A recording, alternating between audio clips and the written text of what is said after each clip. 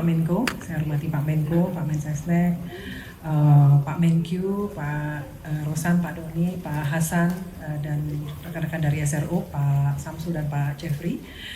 Baik, selamat malam. Assalamualaikum warahmatullahi wabarakatuh.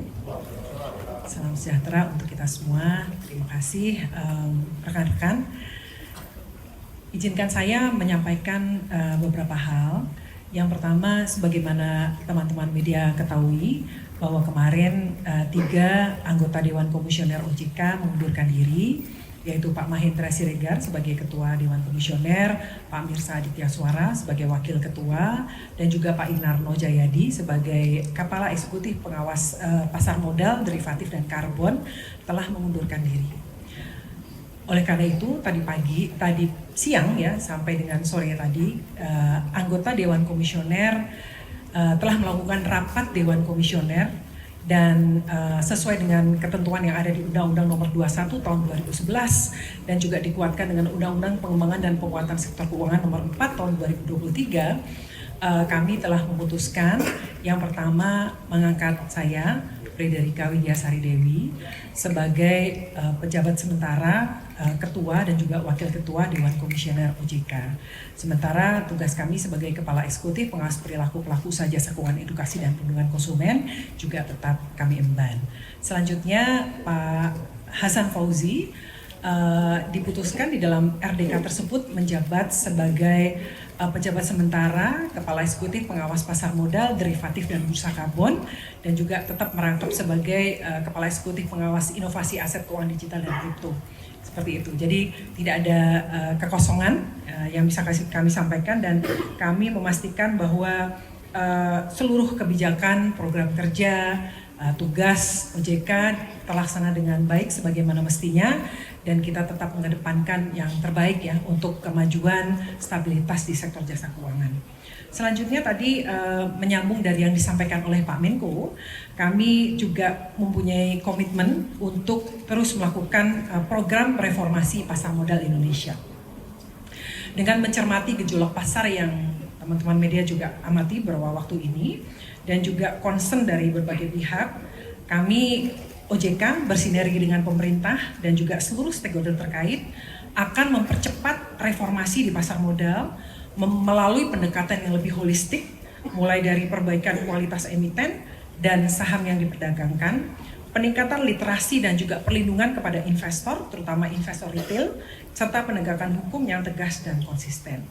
Kami juga akan terus meningkatkan likuiditas dan pendalaman pasar melalui kebijakan peningkatan minimal free float 15%, optimalisasi peran liquidity provider, serta peningkatan peran investor institusional, khususnya asuransi dana pensiun yang dimiliki oleh pemerintah melalui peningkatan batas maksimal investasi di instrumen saham, dengan tetap tentu saja memperhatikan prinsip-prinsip kehati-hatian, tata kelola, dan governance. Selain itu, aktivitas bank umum juga akan diperluas di pasar modal melalui revisi Undang-Undang P2SK nanti.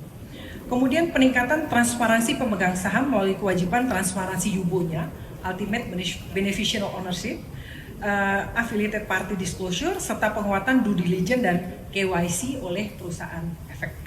Kemudian penguatan pengawasan dan penegakan hukum dengan segera memulai penyelidikan goreng-menggoreng saham atau memanipulasi pasar tadi yang disampaikan oleh Pak Menko secara masif, kemudian set the tone dalam penanganan kasus besar dengan penegakan hukum yang memberikan efek jera, serta penguatan pengawasan market conduct termasuk kepada para influencer.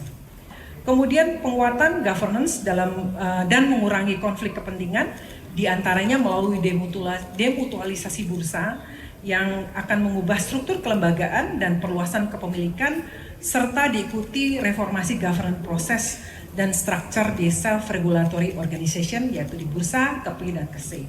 Selanjutnya terakhir, kami juga menyampaikan komitmen OJK untuk terus bersama-sama ya kita memberikan bersama-sama menjaga pertumbuhan ekonomi, meningkatkan pertumbuhan ekonomi, dan mendukung program prioritas pemerintah.